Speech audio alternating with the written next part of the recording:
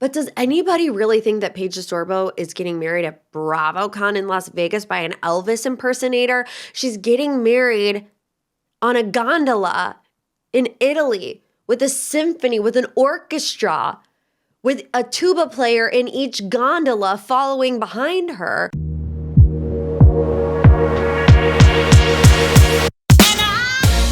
Hello, and welcome into another episode of Morgan's Pop Talks, breaking down the latest in reality TV and pop culture.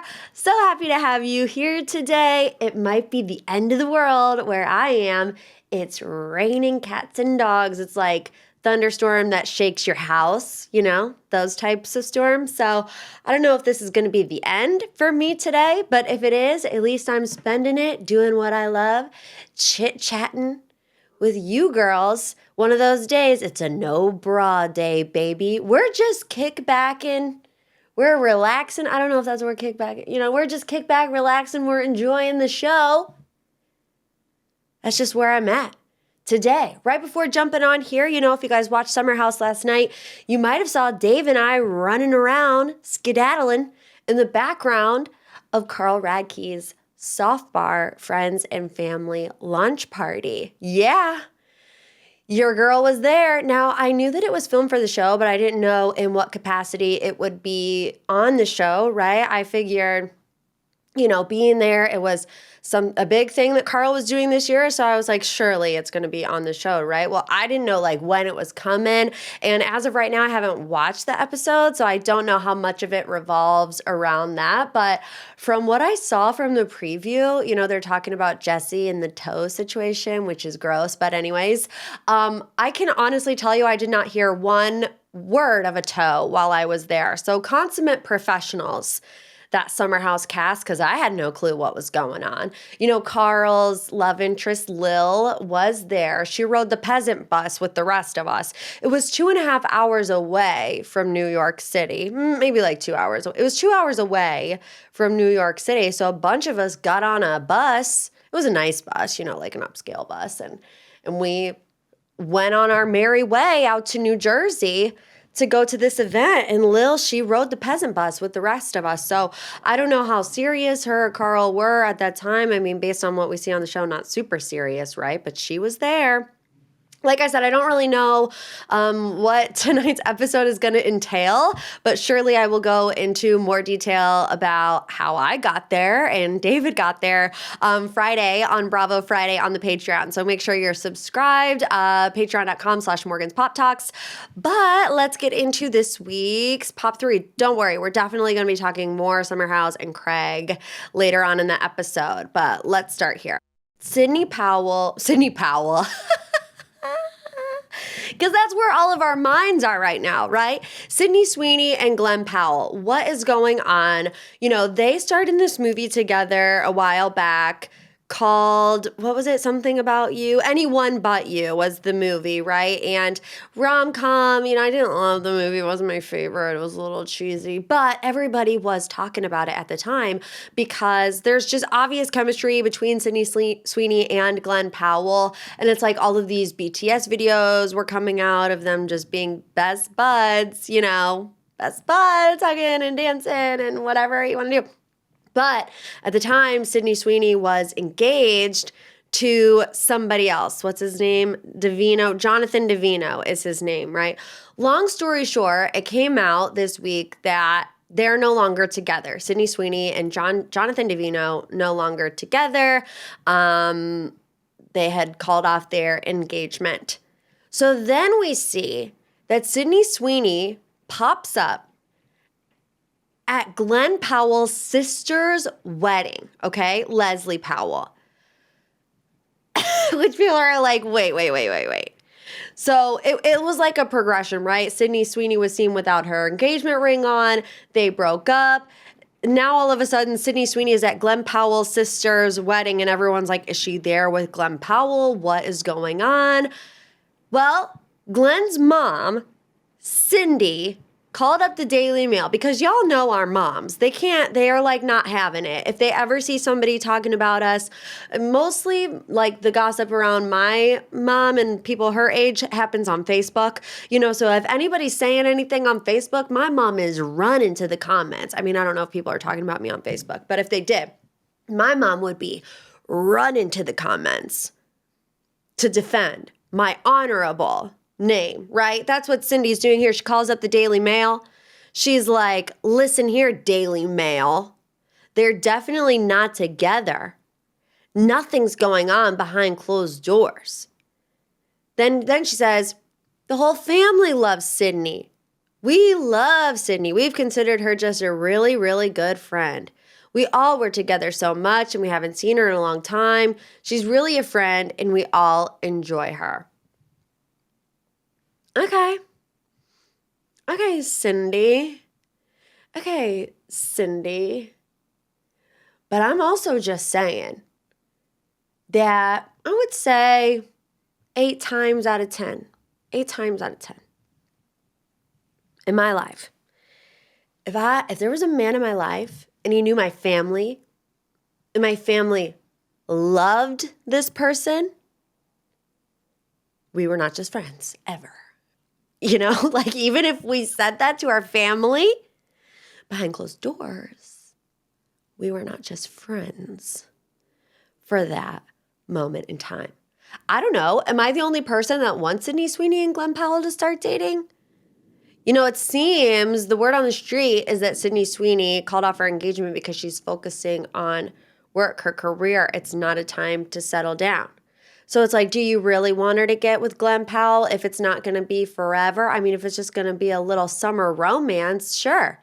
Anyone But You Part 2. Like, it could be an episode of Summer House at this point with Sydney Sweeney and Glen Powell. So who knows? Who knows? But Mama Bear came out guns blazing. I don't buy it. You know what else I don't buy?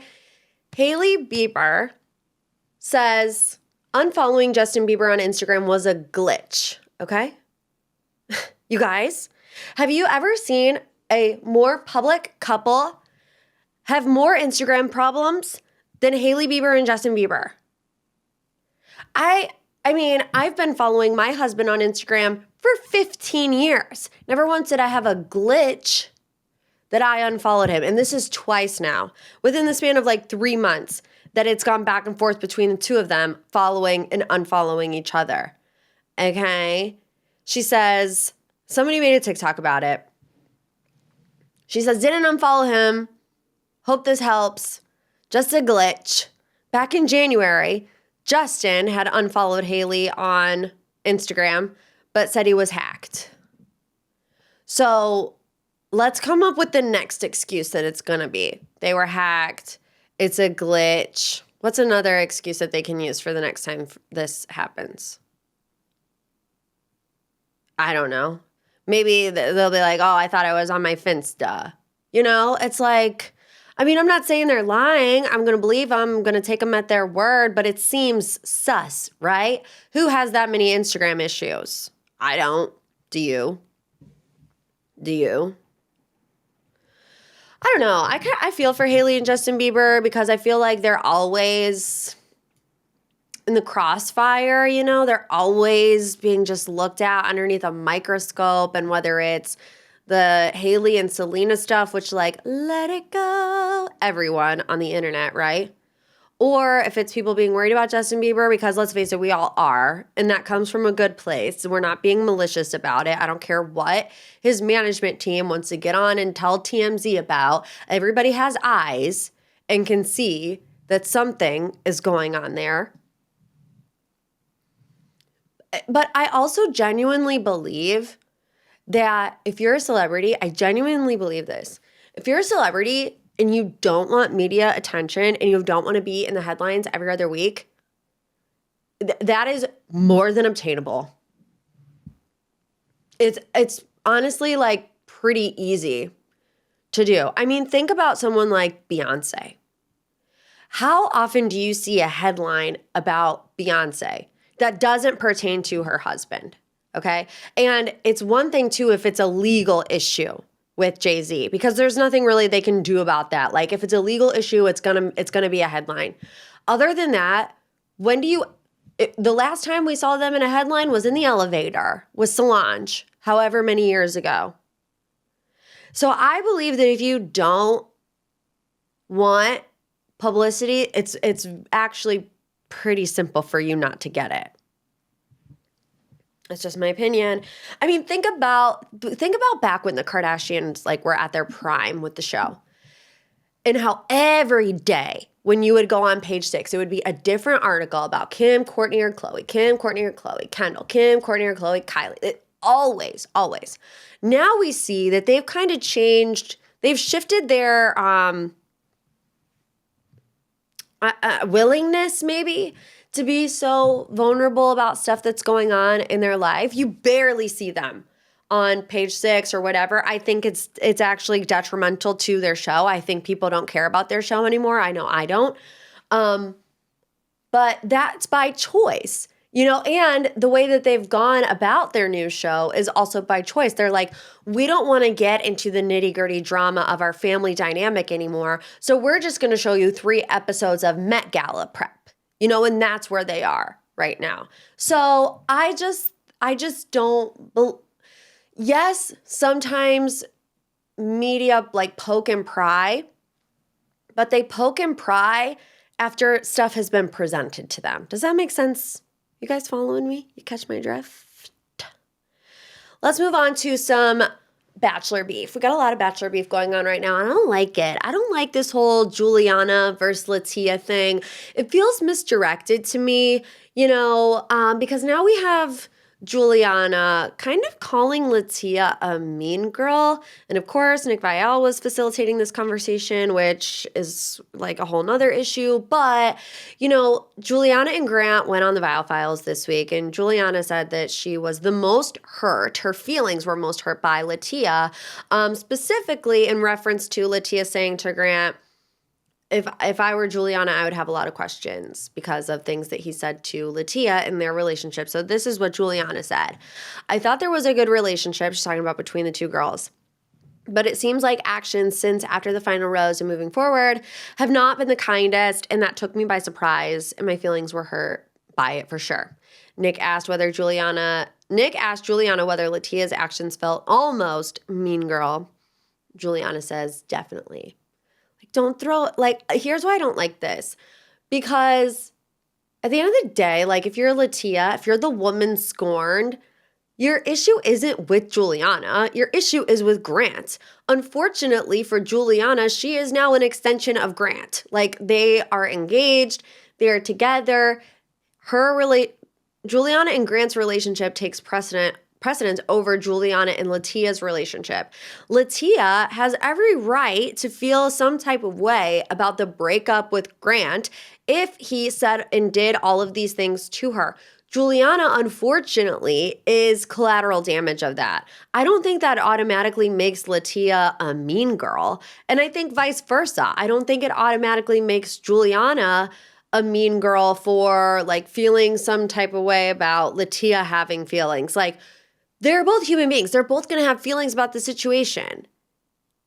So I don't like automatically pitting the two women against each other. And Grant's like, did you hear the thunder? Yeah, even God agrees with me on that one. So Juliana says, then to continue to make kind of those jabs on stage, saying she is glad that this isn't part of her love story and that she deserves a man that's not so confused up until the last second, when Grant and I know the reality of it. And it was strictly a jab at me. There you go. I told you that it was a conspiracy theory that Grant was actually not conflicted up until 5 seconds before the rose ceremony. There's your proof that it's not true, right? This is what she says. She deserves a man that's not so confused up until the last second, when Grant and I know the reality of it. So now we know the reality of it too. Thank you. Come again. See you next time. She says, I want Latia to be supported. I'm not saying by any means that I don't want her to feel like she has a girl gang behind her lifting her up, because I can't imagine what it's like to get to that point and maybe have your heart and your ego bruised. But I think at the end of the day, I had relations with a lot of the girls, and at no point were they making digs at him or our relationship. Where now it's like maybe that's a platform that's being used for whatever purpose it is, but it's hurtful and it's not anything I want to surround myself with at any point in life. My question is, did Juliana really think that her and Latia were going to be best buddies? I mean, we've seen it with, Gabby and Katie from Zach's season of The Bachelor have a good relationship, but that's because Katie showed up knowing that that's because Gabby showed up knowing that Zach was going to pick Katie. I mean, she got out of the limo and she's like, don't let Katie step in this mud when she gets here and it actually matters. Latia thought that she was going to marry Grant Ellis. And she's allowed to have some feelings about the way that it played out. And unfortunately for Juliana, like I said, she's going to become collateral damage of that. Where same with Latia. I'm sure Latia feels like she can't have a friendship with Juliana now because of Grant. The problem isn't the two women. The problem is the two women's relationship to Grant that connects them both, right? Right. Okay. Let's get into the deep dive. Craig, Conover, Craigie boy has a new girlfriend, Natalie, Buffett, and Paige DeSorbo is reacting. We'll get to that, but we have to talk about what led up until this moment. The fallout of RHOBH, our once beloved king and queen of Bravo, continues both on Southern Charm and Summer House. On Summer House, it's pretty clear as day that Paige is beyond annoyed with Craig. Feels like he may be holding her back in where she wants to go in her career. Now, when it comes to Paige and Craig, I think there's a fine line between what can be perceived as genuine concern for your relationship and control. Right? I do believe that Craig really wanted his relationship with Paige to work no matter the cost. And I do think him voicing his opinions about how her career would affect their relationship does come from genuine concern. In his mind, he's asking these questions to maintain their relationship. In Paige's mind, it's starting to feel like control. Okay? Which I'm like, okay, I want to give Craig the benefit of the doubt here. However, then Paige goes on the after show and says, Craig was telling me how to act on my podcast, saying I was cussing too much and just whatever, and kind of overstepping her boundaries when it came to that in her career. To add to that, you have Rodrigo, who was on Southern Charm, who everyone's wondering, why are they afraid of Craig, right? We see Andy ask the question, half the cast raises their hand. Well, in an interview, Rodrigo says, Craig wants things his way. Which we see right now with everything, right? We see it in his friendship with Austin. We see it in his friendship with Kyle. And I'm wondering if that's the way it was with Paige behind closed doors. Because that's not necessarily what we're seeing with him and Paige on camera. But as this season of Summer House keeps airing, we're hearing about these conversations that they've been having off camera that aren't exactly portraying the same picture that we as an audience are getting now, right? So back to the Southern Charm reunion, Craig tells us that Paige said, keep the ring. Maybe we'll get married at BravoCon. If you're not watching on YouTube, I just had a little bit of a fit. Bravo. I mean, we all scoffed at that moment, right? And I'm not saying that Paige didn't say it, because now we've seen these other interview clips resurface about Paige joking about getting married at BravoCon, both of their families being in town and whatever from last BravoCon. But does anybody really think that Paige DeSorbo is getting married at BravoCon in Las Vegas by an Elvis impersonator? She's getting married on a gondola in Italy with a symphony, with an orchestra, with a tuba player in each gondola following behind her as the sun sets behind her. BravoCon? No. Craig also says, Paige now is not the person I knew when I was dating. I don't recognize her. I don't recognize, he goes on to say in the after show or on Watch What Happens Live that, there's this vitriol coming from the Summer House cast. And this is like World War III. This is the Civil War of our generation, Summer House versus Southern Charm. Who's going to come out on top? In my opinion, right now, it is the Summer House crew, because all of the Summer House kiddos are like on board with Paige, right? You don't see anybody really like playing the fence. Everyone on Southern Charm, I wouldn't say that they're not rallying around Craig, because some of them are, but some of them also are not. Vanita, I would say Rodrigo, based on that, quote, Austin, whatever. They're not like necessarily championing Craig in the same way that the Summer House cast is championing Paige. Do you get what I'm saying? And then he's like, she was saying, why didn't you try to get me back? I think it's clear we made the right decision. And he's like, you shouldn't have to beg someone to be with you. True, I guess. But now Craig has a new girlfriend, Natalie Buffett. And we're all like, who's Natalie Buffett? Is she an heir to the great Jimmy Buffett empire? No, she is not. I know that was like a rumor. Oh my gosh, she's Jimmy Buffett's like third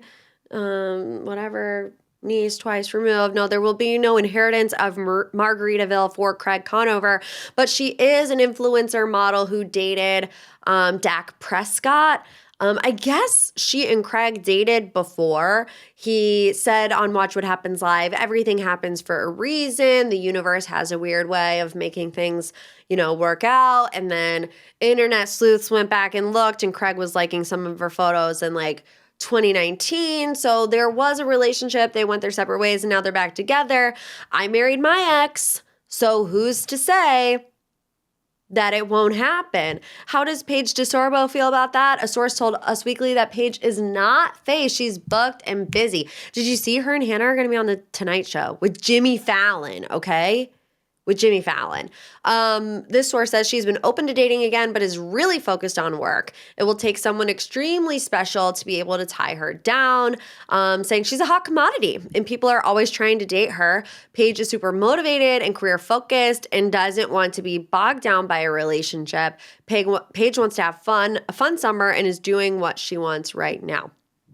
Which one of our besties called up Us Weekly? Because like a glowing review, right? Like, I mean, not to say that it's not true, but that's definitely somebody who loves her. She's a hot commodity. People are always trying to date her. Duh. I feel like it's Sierra. I feel like Sierra called up Page Six or Us Weekly and are like, she doesn't care about Craig, the Pillow Prince. She's hanging out with Jimmy Fallon, okay? I feel like it was maybe Sierra. But, it makes sense. Like, Paige is casually dating. We've seen her with this Joe D'Amelio person, but the reason she broke up with Craig to begin with was because she wanted to focus on her career. So I don't see her really getting into a long-term serious relationship at this point in time unless she meets Mr. Right. Because I've been telling you guys, like, when you are single and you're going through relationships and you're trying to make every man your husband, even though it doesn't feel right, it doesn't fit right, or whoever you're dating, the right person for you will happen organically. It'll feel good. It'll feel right. You don't have to try so hard. Like, the right relationship only propels you into your future. So I don't know, maybe Mr. Right will come along. Do you think that she regrets choosing Craig over Andrea? I think about that a lot. Andrea, happily married. Oh my gosh, you guys, we had it so good when we had Andrea on Summer House. Don't you miss it? Now we have Jesse and West. Oh my God. Anyways, I was watching old episodes of Summer House, and it seems like history seems to be repeating itself with Paige and her previous relationships. When she was with Perry wanted to get engaged to her. Perry wanted to marry her, and that's when she was like, nope, I need to break up with you. With Andrea, he wanted to be exclusive with her after Winter House, and she was like, no, I need to be single. And now with Craig, once he wants to settle down and that pressure is starting to be put on her, she gets cold feet again. So it seems like every time, in these relationships where they get closer to being something super serious, like, long-term commitment, that's when she runs the other way. But, she's the only person who knows who's right for her. So you can't sit here and be like, oh, well, Paige has an issue with commitment. I think Paige would be committed to the right man. And if none of these guys were the right guy for her, then she's well within her right to end these relationships that don't suit her anymore. Okay, to wrap things up this week, final thoughts. Let's talk the Real Housewives of Beverly Hills reunion. Leave it to PK to not show up, but have like the longest segment because of this statement that he gave, right? Overall, I will say the reunion felt a bit weird to me. Part one, they were coming for Garcelle, where like there was not any real drama with Garcelle throughout this season. It seems like, they all got together, their little pre-reunion meetings that they like to have and decided Garcelle needed to be, tried with a judge, jury, and executioner. We'll get to it, but let's talk about PK's statement to Dorit. So he says, I don't believe engaging with Dorit in this forum would be constructive. He then calls her words throughout the season heartbreaking, especially when it came to calling him a bad father. He says, Dorit has made several mischaracterizations about me, but the one I must address is the claim that I'm a bad father. That statement is both heartbreaking and false. It's deeply hurtful to me and more importantly to our children who, despite Dorit's assertion, will inevitably see and hear all of this at a time not of our choosing. He says, I refuse to stoke a fire I did not ignite. I wrote that down in my notes app. When I read what PK said, I refuse to stoke a fire I did not ignite, that's some life advice for all of us. That'll preach right there. I mean, because how many times do you feel like you have these complications with your friends, your partner, your coworkers, and it's like you didn't start it, but you now feel like you have to finish it? No. From here on out, in the words of PK, Paul Kemsley, tell yourself, I refuse to stoke a fire I did not ignite. Period. Okay, then he says, the Dorit I married would never have allowed this, much less caused it. The woman embodied kindness, integrity, and grace. Here we go. Here's the drop the mic. I can only hope this version of Dorit finds her way back to the person she once was. Ooh, burn, like yikes. Wowzas. That one hurts. But, we have kind of heard that from other people in the circle. My mind automatically goes to Jeff Lewis, which Jeff Lewis and Dorit, they do not have a good history, so take it with a grain of salt. But at the beginning of the season, that was kind of the word on the street was that Dorit was on the chopping block when it came to these upcoming seasons of Beverly Hills. So she had to fight for her right, to stay on the show. And we even kind of get this with Kyle, right? She seemed to be biting her tongue in this moment when Dorit was kind of pushing her on, okay, you're saying I'm acting like a different person because I was afraid of not coming back on the show. Well, Kyle, you would have known if I wasn't coming back on the show. And Kyle was like, deer in headlights, which to me says, there were conversations about you potentially not coming back and seeing how this season played out. So you did fight for your right to partay with us for the next season. But if you hadn't, you would have been out the door. No more diamond for you, Dorit. That's what I was getting from Kyle in her very expressive face in that moment. There's always been question marks around Dorit and PK about their financial situation. She said their house is in pre-foreclosure. I have no idea what that means. If you're watching on YouTube and you know what that means, please let me know in the comments. Educate me today because I don't know what that means. Garcelle still doesn't trust the authenticity of the break-in. I do wish she would let that go. I do wish that Garcelle would let that go. I do think that it's in bad taste. I don't know if it's malicious or not. I don't know. But like asking Kyle about Morgan, I think is one thing, but like insinuating, and she did say earlier in the season, we saw them roll the tapes. She did say, I don't think Dorit had anything to do with it, but somebody did. That automatically insinuates that she's talking about PK, even if she wants to deny it. It does kind of feel like that. Then Erica says, I wish you were more interesting.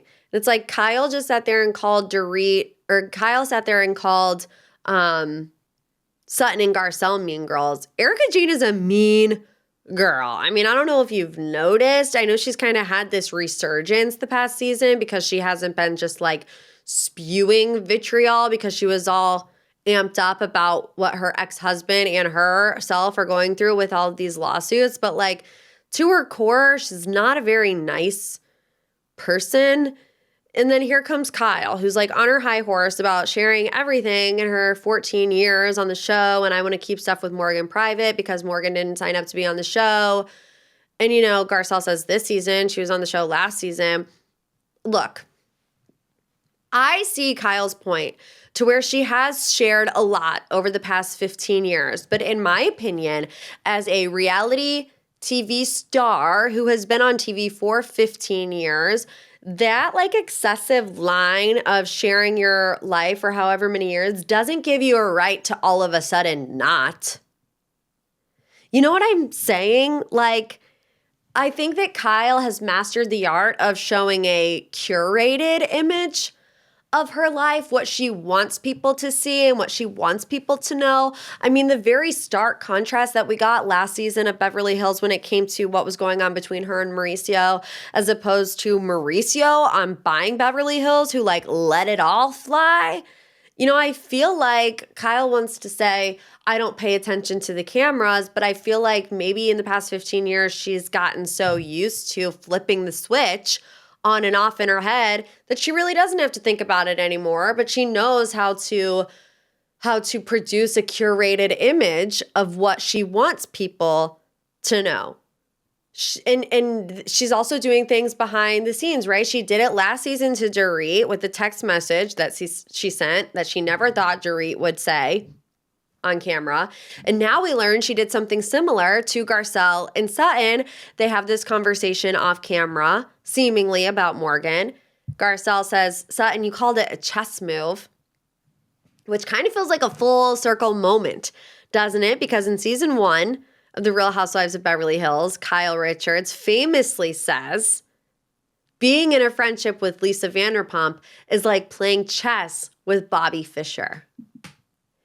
Can you be on these reality shows for 15 years and not play chess?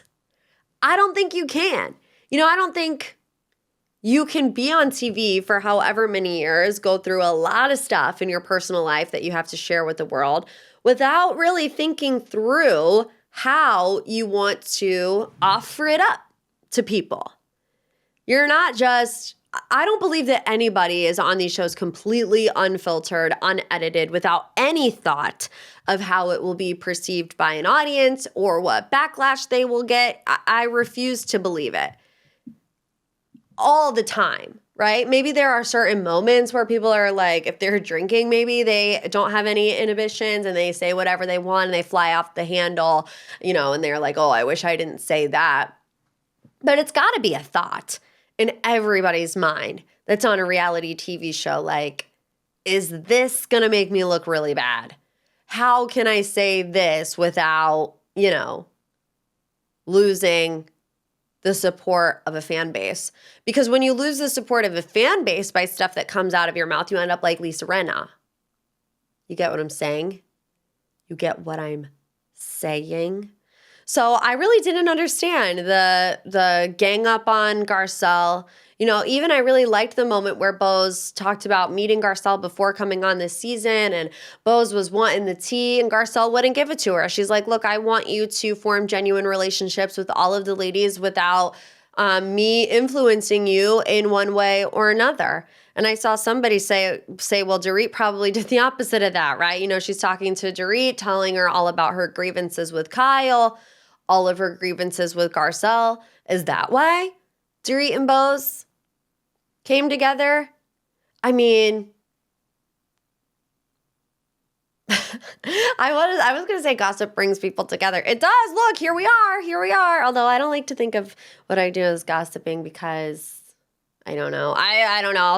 I'll start spiraling if I talk about it. Anyhow, weird reunion, right? Weird part 1, especially now that we know Garcelle's going to quit, you know, that this reunion is going to push her over the edge. My takeaway, Take a seat, Erica Jane. Please. All right, guys, there you go. I hope you have a fantastic rest of your week. Make sure you're tuned in for Bravo Friday, Survivor Thursday, Bachelor Tuesday on the Patreon, patreon.com/Morgan's Pop Talks. Make sure you check out mine and David's podcast, The Seriously Show. You can watch on YouTube or wherever you get your podcasts. Leave me a review, a little 5-star boop boop, a little love you like assist. If you haven't yet, please, please, please, please, please, please, please, leave me 5 stars. How was that? Feels right. Love you like it says. Bye.